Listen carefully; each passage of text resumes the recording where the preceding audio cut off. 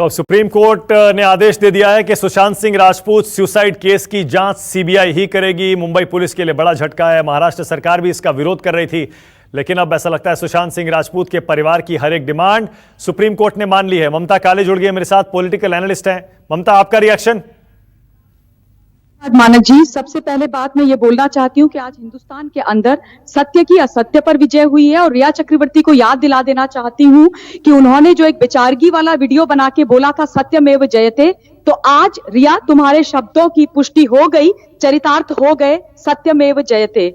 आदरणीय supreme court को दिल से धन्यवाद देना चाहती हूँ कि क्योंकि मैं भी उन लोगों में से एक हूँ जो 15 जून से इस लड़ाई को लड़ रहे हैं और भारत की जनता को धन्यवाद देना चाहती हूँ, मीडिया हाउसेस को धन्यवाद देना चाहती हूँ और ये बोलना चाहती हूँ कि जनता जनार्दन है।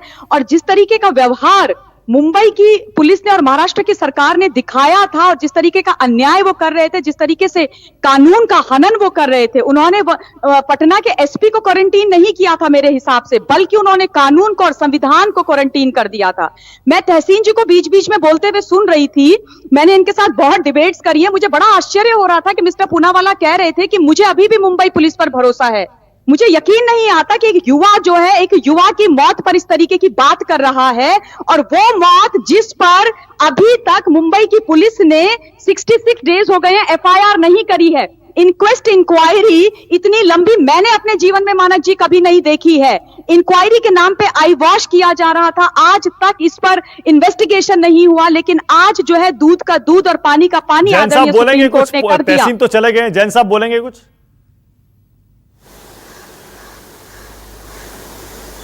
होंगे सामने आएंगे। मेरे को इस चीज में ना तो पहले कभी गुरेज था, मेरा कोई इंटरेस्ट नहीं है मुंबई पुलिस में या गवर्नमेंट ऑफ महाराष्ट्र में। मुझे सिर्फ जो ऑब्जेक्शन था वो सिर्फ बिहार में एफआईआर दाखिल होने पे था। अब सुप्रीम कोर्ट ने वो मामला साफ कर दिया है। सुप्रीम कोर्ट का आदेश वो सर्वोच्च है, उन्होंने अपील का भी अधिकार नहीं दिया महाराष्ट्र गवर्नमेंट को। इसके हिसाब से जो आगे जांच बढ़ेगी, सत्य सामने आएगा, तथ्य सामने आएंगे, आई विल वेलकम। हम तो शुरू से कहते हैं कि सत्य सबके सामने आना चाहिए। अगर कोई गलत काम हुआ है।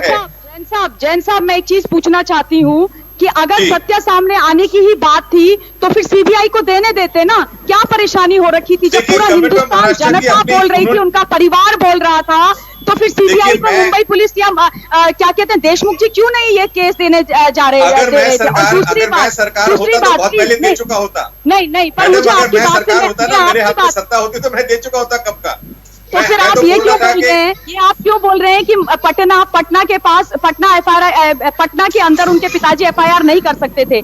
आप मुझे ये बताइए, 40 दिन के बाद जैन साहब के पिताजी ने एफआईआर करी, जब मुंबई पुलिस हाथ धर करके बैठी रही, रहस्यमय बात है, 34 साल का एक लड़का, लेकिन उसमें एफआईआर नहीं होती।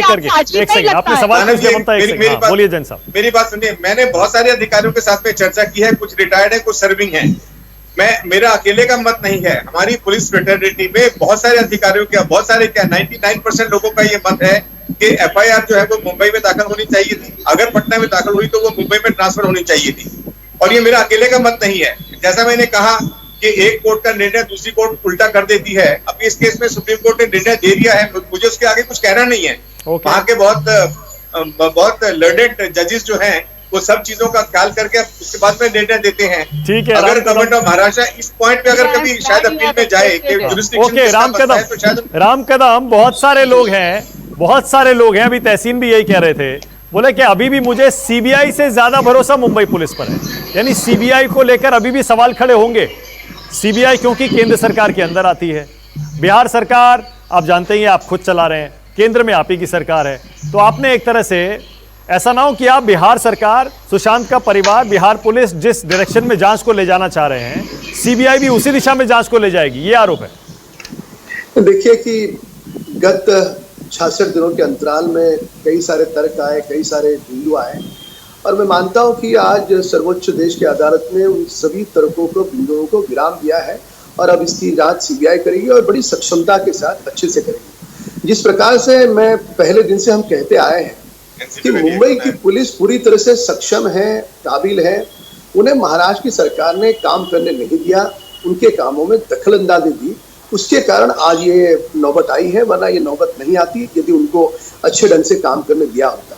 क्योंकि महाराष्ट्र सरकार की मंशा और उनका रवैया ये स्पष्ट रूप से दर्शाता है कि महाराष्ट्र की सरकार कुछ बड़े लोगों को बचाने का प्रयास कर रही थी और वही कारण थे कि लगातार हर दूसरे तीसरे दिन के बाद एक 74 वर्ष के बुजुर्ग पिता है सुशांत के पिताजी, और ऐसे पिता को कहना कि तुम्हारी 2 औरतें हैं, ये है, यानी जिस पिता ने अपने पुत्र को खोया है, जो पिता दुख में है, जो पिता महाराष्ट्र की सरकार के पास न्याय की गुहार लगा रहा है, एक तरफ महाराष्ट्र की सरकार उसे न्याय नहीं देती और उसे अपमानित पीड़ित करती है, और ऐसे कई सारे सिलसिले रहे।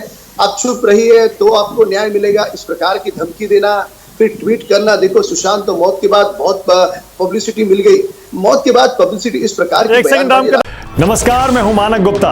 अगर आपको हमारा ये वीडियो पसंद आया हो तो इसे लाइक और शेयर जरूर करें, और हाँ, हमें सब्सक्राइब और फॉलो करना ना भूलें ताकि आप देश और दुनिया की कोई खबर मिस ना करें।